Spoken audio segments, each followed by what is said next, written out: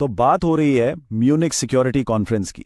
अब आमतौर पर तो यहाँ यूरोप और अमेरिका के मसलों पर ही बात होती है, लेकिन इस बार मामला कुछ अलग था। अचानक से यही कॉन्फ्रेंस मशरिकी एशिया की बढ़ती टेंशन का सेंटर पॉइंट बन गई। एक ऐसी जगह जहां चीन, जापान और ताइवान के बीच एक नई लफ्जी जंग शुरू हो गई। तो सवाल ये उठता है कि आखिर ये हुआ कैसे? जर्मनी में एक सिक्योरिटी कॉन्फ्रेंस एशिया की टेंशन का मैदान कैसे बन गई? इसका जवाब वो चीन, जापान और ताइवान के बड़े पेचीदा रिश्तों में छुपा है। चलें इस पूरे सिफारती ड्रामे की गहराई में उतरते हैं और देखते हैं कि आलमी स्टेज पर यह सब कुछ कैसे सामने आया।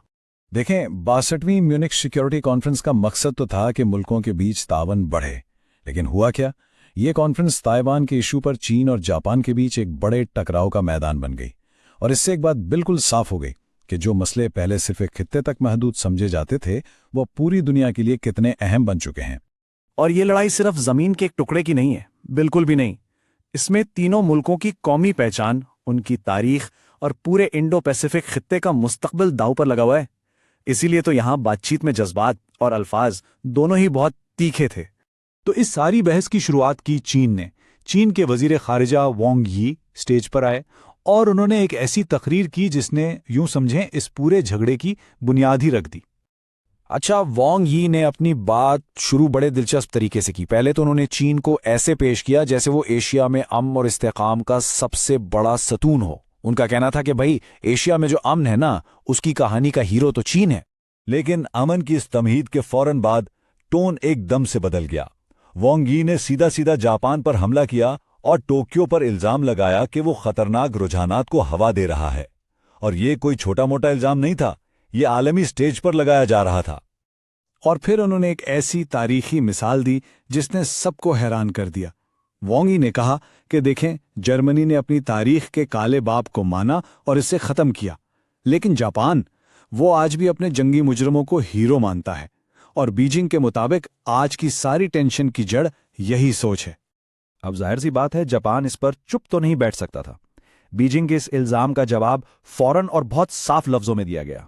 टोक्यो का जवाब बहुत तेज आया। उन्होंने न सिर्फ चीन के दावों को झटलाया, बल्कि इन्हें हकाइक के बिल्कुल खिलाफ करार दिया और साथ ही एक बाकायदा सिफारती एहतजाज भी रिकॉर्ड करवाया।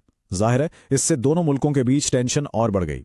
जापान ने अपना मौक़िफ़ साफ करते हुए कहा कि भाई, हमारी पॉलिसियां जारहाना नहीं हैं, बल्कि सिर्फ अपने दिफा के लिए।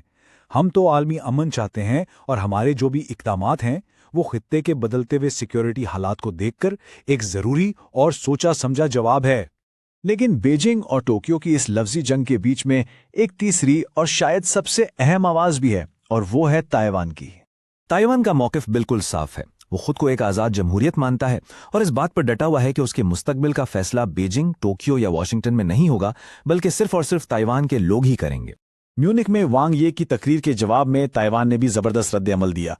उन्होंने चीन के अमन के दावे को सीधा सीधा मुनाफिकत कहा, और ये भी कि खित्ते की सलामती को असल खतरा तो बीजिंग की पॉलिसियों से है। ताइवान अपने दावे की बुनियाद रखता है तारीख और कानून पर। उनका कहना है कि भाई, पीपल्स रिपब्लिक ऑफ चाइना ने तो कभी एक दिन के लिए भी ताइवान पर हुकूमत नहीं की, तो फिर बीजिंग का खुदमुख्तारी का दावा जमीनी हकीकतों के बिल्कुल उलट है। तो ये जो तकरीरें और बयानबाजी हमने सुनी, ये सिर्फ अल्फाज का खेल नहीं है। इनके असल दुनिया में ठोस नतीजे निकल रहे हैं जो रिश्तों को और भी ज्यादा उलझा रहे हैं। जैसा कि यहां नजर भी आ रहा है, सियासी टेंशन का असर हर जगह पड़ रहा है। एक छोटी सी मिसाल ले लें। चीन से जापान जाने वाले सयाहों की तादाद में जबरदस्त कमी आई है। ये इस बात का सबूत है कि जब बड़े मुल्कों में तनाव बढ़ता है ना, तो उसका असर आम लोगों पर भी पड़ता है और मईशत पर भी। और फिर ये टेंशन का एक ऐसा चक्कर बन जाता है जो कभी खत्म ही नहीं होता। कोई छोटा सा वाकया होता है, जैसे किसी मछेरे की कश्ती पकड़ ली गई, वो एक सिफारती एहतिजाज की वजह बनता है और उससे दोनों तरफ बेएतमादी की दीवार और ऊंची हो जाती है और ताल्लुकात ठीक होने की उम्मीद कम से कम होती जाती है।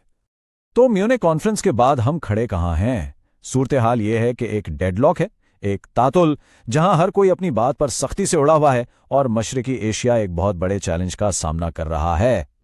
ये जो तफसीलात है ना, ये इस पूरे तनाज़े का खुलासा है। चीन चाहता है कि उसे खित्ते की एक मुस्तहकम ताकत माना जाए। जापान की कोशिश है कि इत्तेहाद और डिप्लोमेसी से अमन कायम रहे, और ताइवान, जो इस सब के बीच में है, वो हर कीमत पर अपनी जमहूरी आज़ादी को बचाना चाहता है। और यही तो असल मसला है। इस खित्ते में बातचीत की सख्त जरूरत है, लेकिन आपस में इतनी बेतमादी है कि यह मुमकिन ही नहीं हो पा रहा। ताउन तो तभी होगा ना जब बुनियादी मसलों पर कोई बीच का रास्ता निकले, जो फिलहाल तो बहुत मुश्किल लग रहा है। और ये बात हमें इस तज्जिए के आखिरी और सबसे अहम सवाल पर ले आती है, क्या इस तरह की डिप्लोमेसी और तीखे अल्फाज टेंशन को कम कर सकते हैं, या ये सिर्फ मुस्तकबिल के किसी बड़े टकरावों के लिए मैदान तैयार कर रहे हैं? इस सवाल का जवाब ना सिर्फ मशरकी एशिया बल्कि पूरी दुनिया के मुस्तकबिल पर असर डालेगा।